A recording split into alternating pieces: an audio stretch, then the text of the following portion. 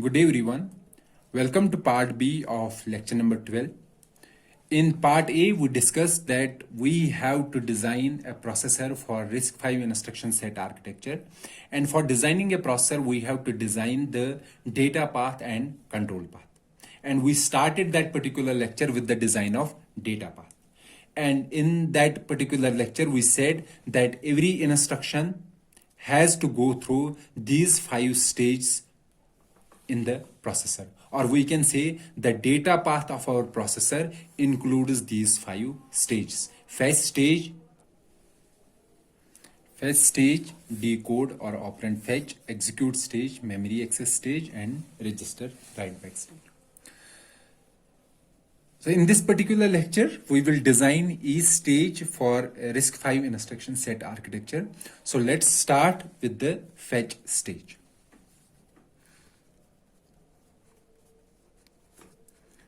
Or we also call instruction fetch.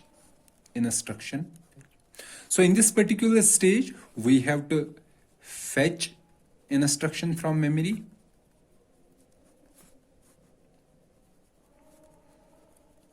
and we have to update the PC. Update program counter.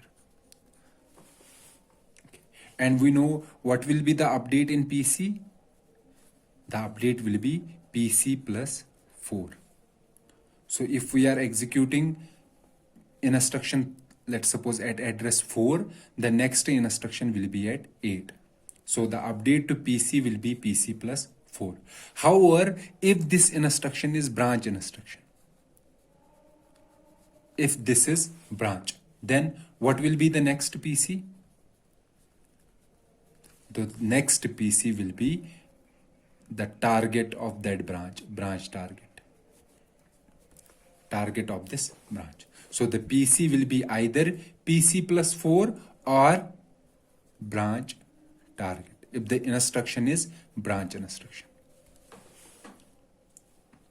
So let's start designing our fetch stage. So we have a register here. This register is program counter, and this program counter stores the address of an instruction that is to be executed. So this instruction goes to memory. Which memory? Instruction memory, or we will say simply a memory, and this memory gives out the instruction, and that instruction is of 32 bits.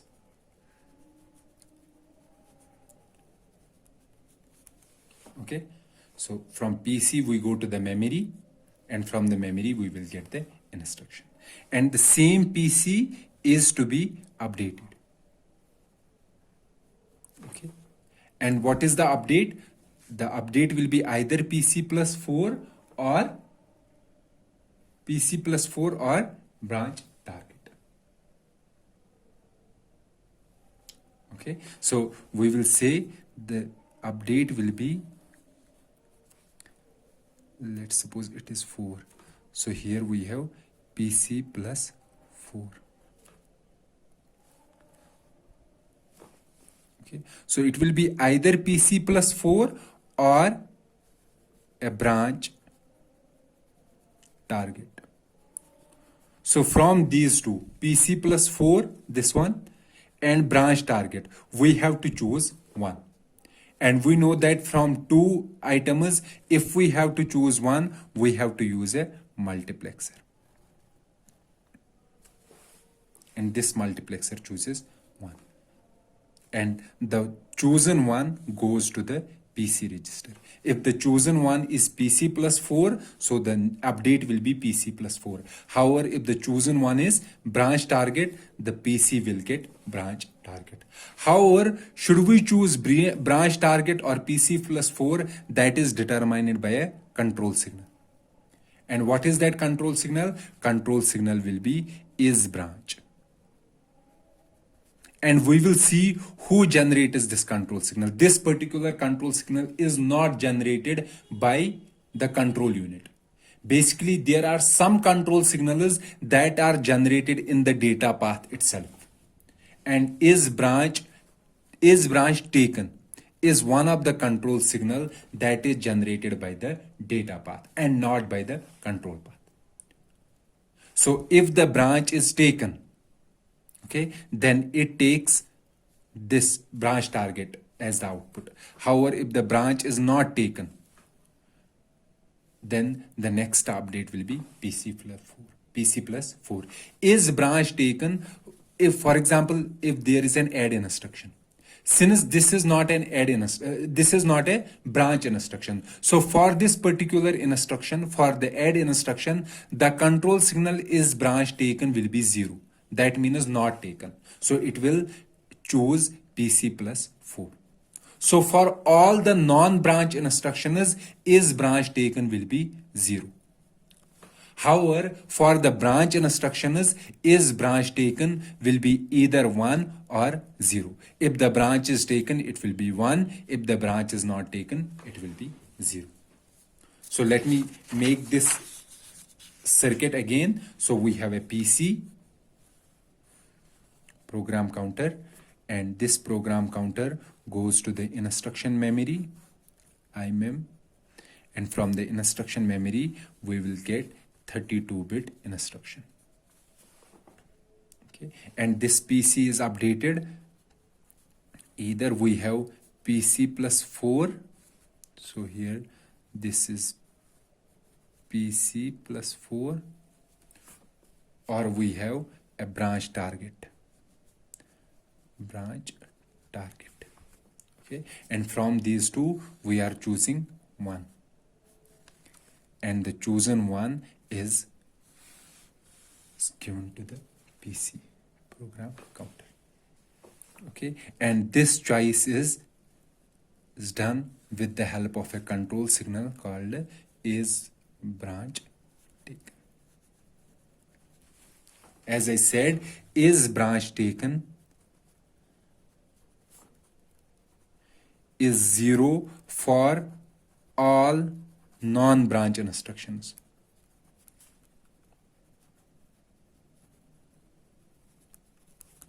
Okay.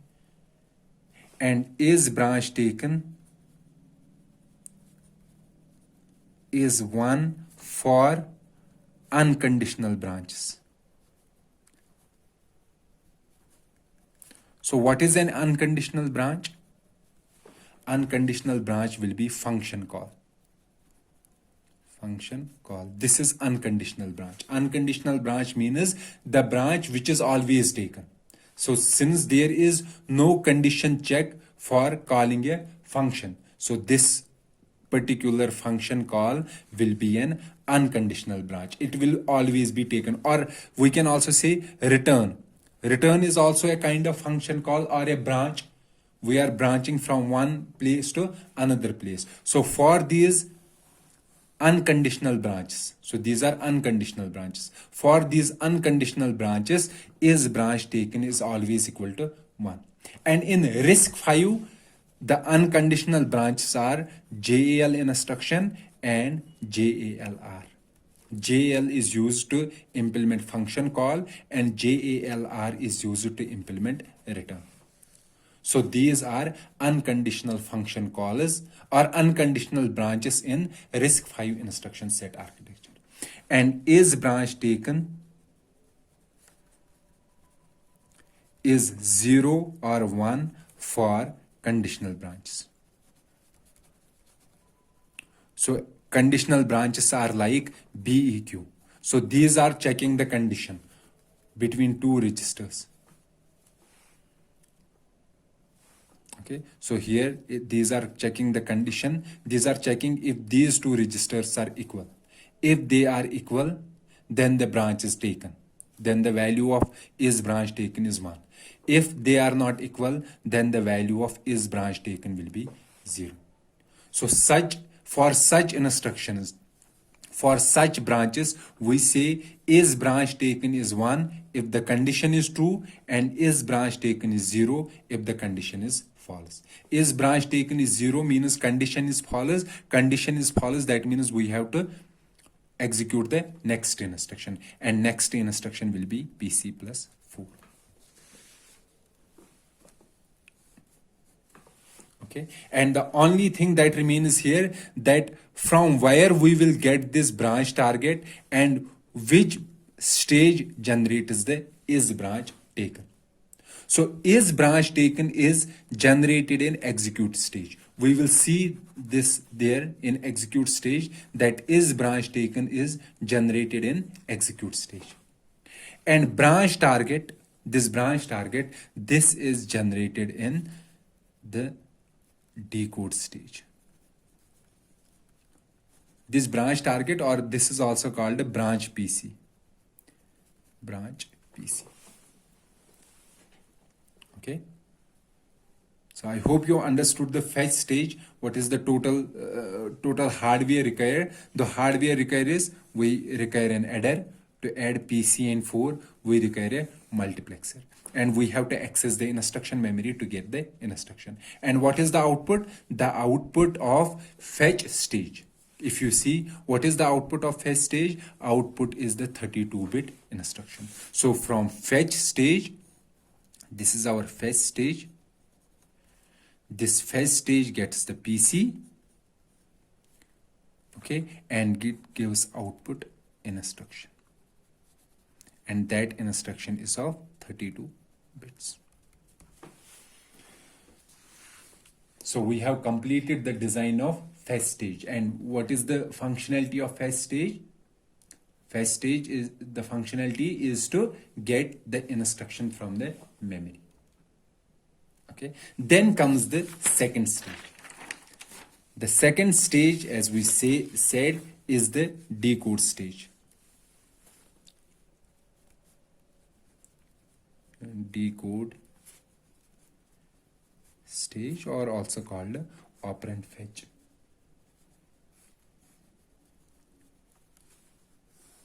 So we have to design the decode stage and operand fetch stage for RISC-V instruction set architecture. And what we have to do in the decode stage, first thing is, instruction is to be decoded.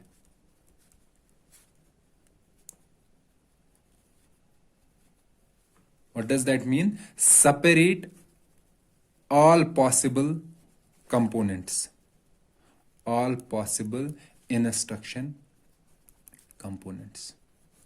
And what are the possible instruction components? For example, we have an instruction here. It is of 32 bits. And we know that the least significant 7 bits, 0 to 6, it is always opcode. Then we have RD. Then we have func3, function 3. Then we have RS2. Then we have RS1. Then we have func7. Okay, but this is for R format instructions.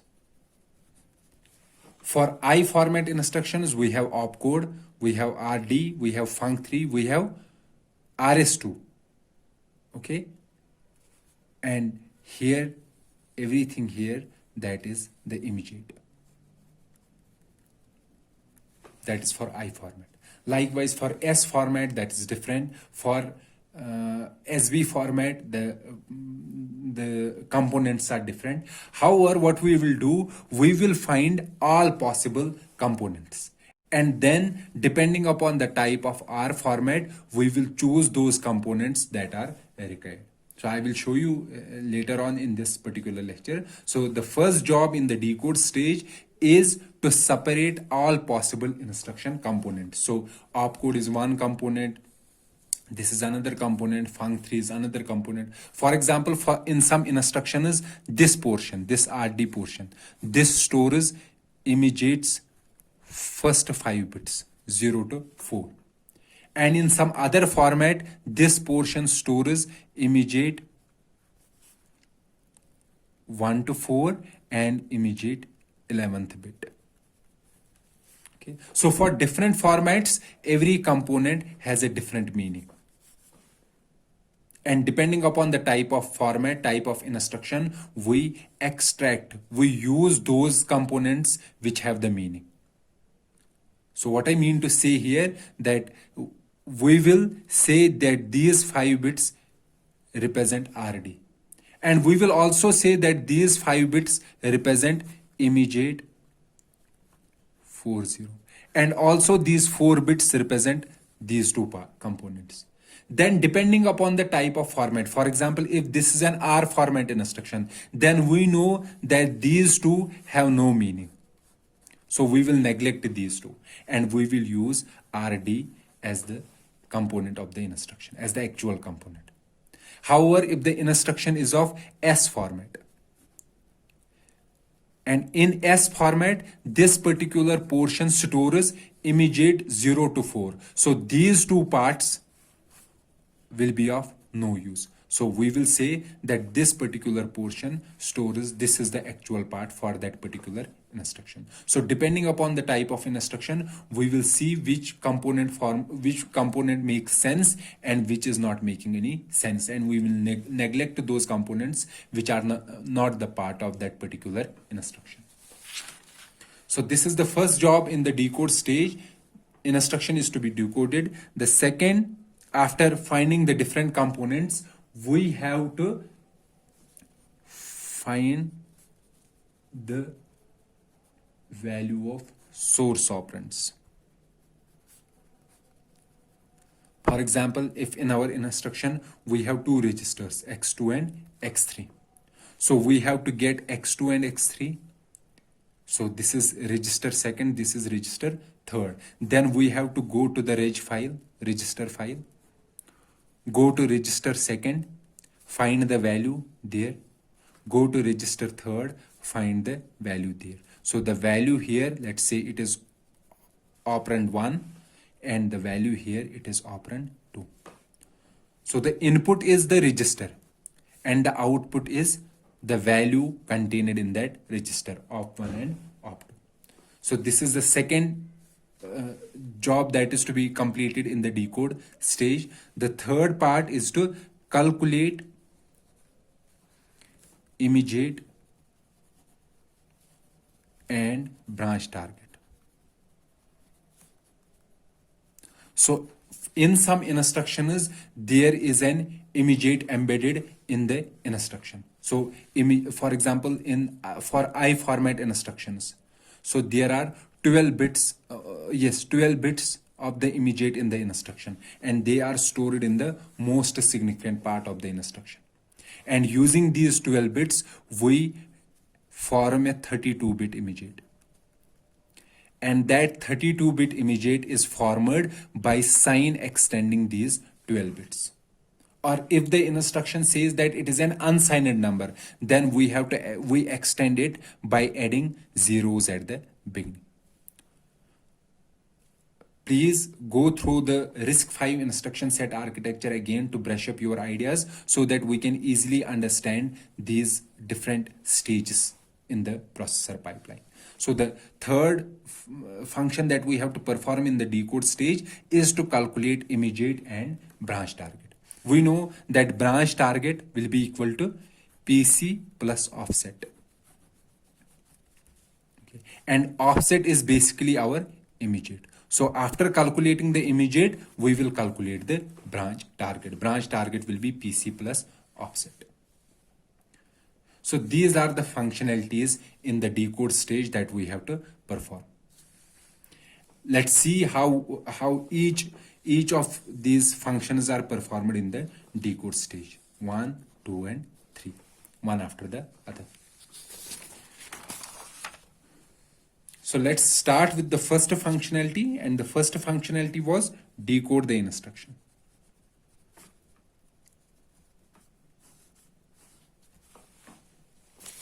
And decoding the instruction is like this. For example, this is our decode.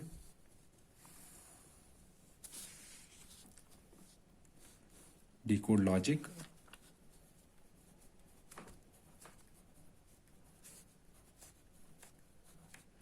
And it takes input, program counter, and the instruction. Instruction is of 32 bits. So it is instruction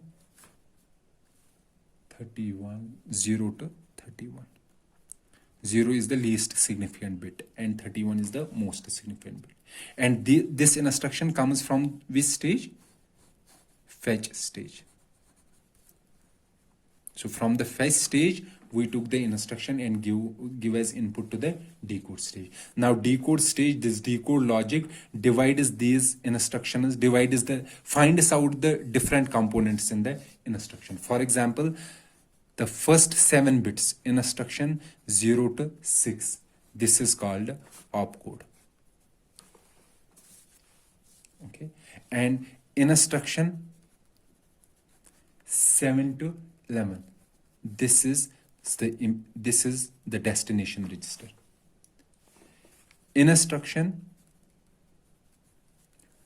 12 to 14, so the bits from 12 to 14, 12, 13 and 14, 3 bits that determine function 3. Instruction 15 to 19, that is RS1. Instruction 20 to 24, that is RS2. Okay, instruction 25 to 31, that is func 7. Okay, in case of, for example, in case of immediate instructions, I format instructions, instruction 20 to 31, that is immediate 0 to 12 bits, 0 to 11. Sorry. Okay.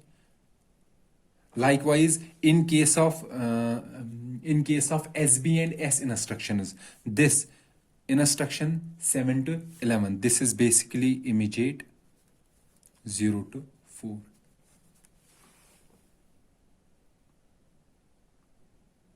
Okay. In case of SB instructions, instruction 8 to 11, 8 to 11 is the immediate 1 to 4 in case of SB instructions, and instruction 7, the 7th bit of the instruction is the immediate's 11th bit in case of SB format instruction. Okay, and in case of SB format, instruction is 31st bit, 31 bit, that is 32nd bit. That instruction is immediate's 12th bit.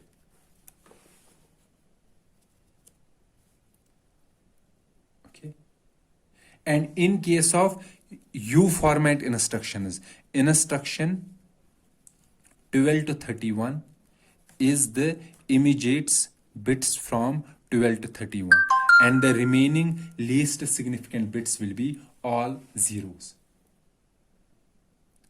Likewise, in case of UJ format instructions, instruction 20, the 20th bit of the instruction, it is the 11th bit of the immediate. And for same UJ instructions, UJ format instructions, instruction 12 to 21 to 30 forms the immediates 1 to 10 bits. Instructions 12 to 19 forms the immediates 12 to 19 bits. Instructions 31st bit is the immediate's 20th bit. And in case of rotate instructions, left logical or right logical rotate instructions, instruction 20 to 24 determine the rotate.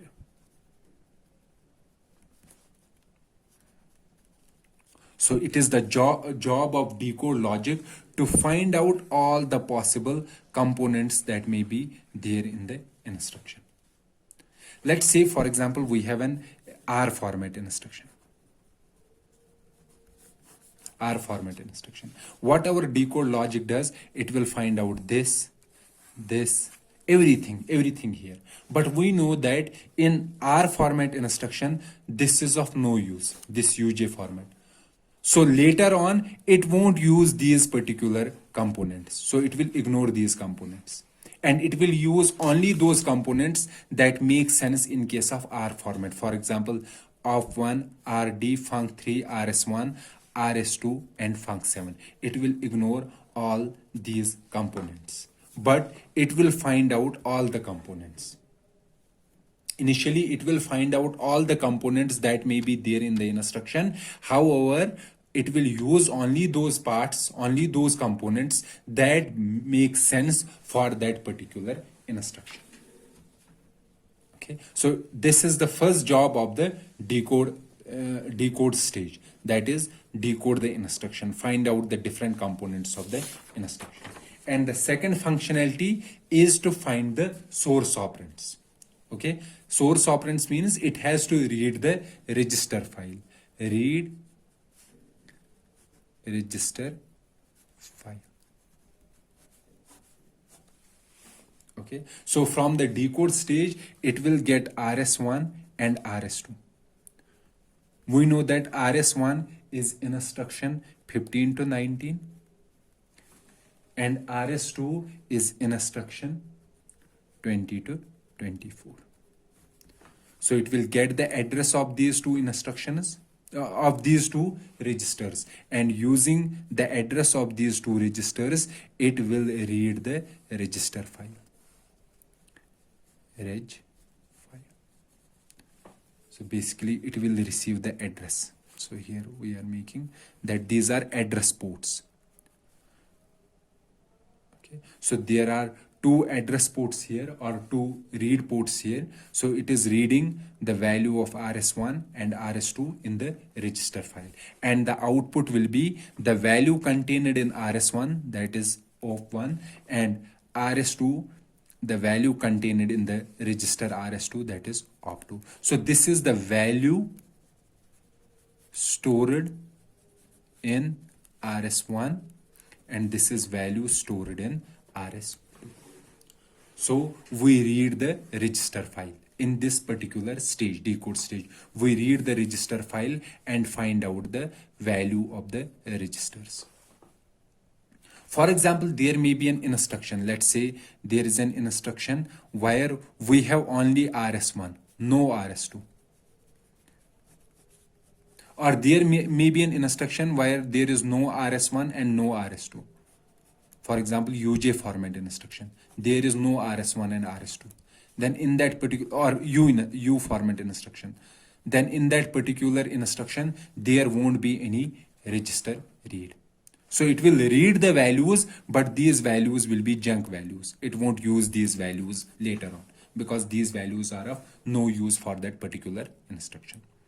Okay. However, we say that we will read all the possible values, but we will use only those values which make sense for that particular instruction.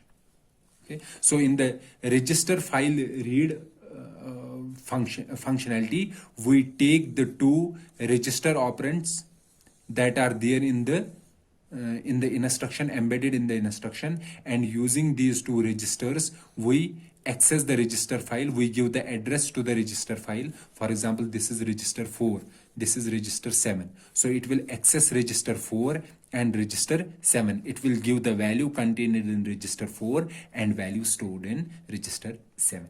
So after this, we will get the two operands, op1 and op2. And you can see that here this register file has two input ports and two output ports. The port itself is called a point of reading or writing. Reading or writing. Okay, and this register file has two input ports and two output ports. And op1 is the value contained in register RS1 and op2 is the value contained in register RS2. The third functionality of our decode stage is to find out the immediate value and branch target or branch PC.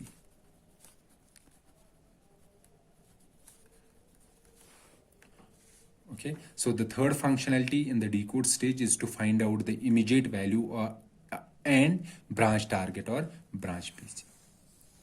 So we will discuss about the third functionality, design the logic for implementing this third functionality in our next lecture. Till then, goodbye.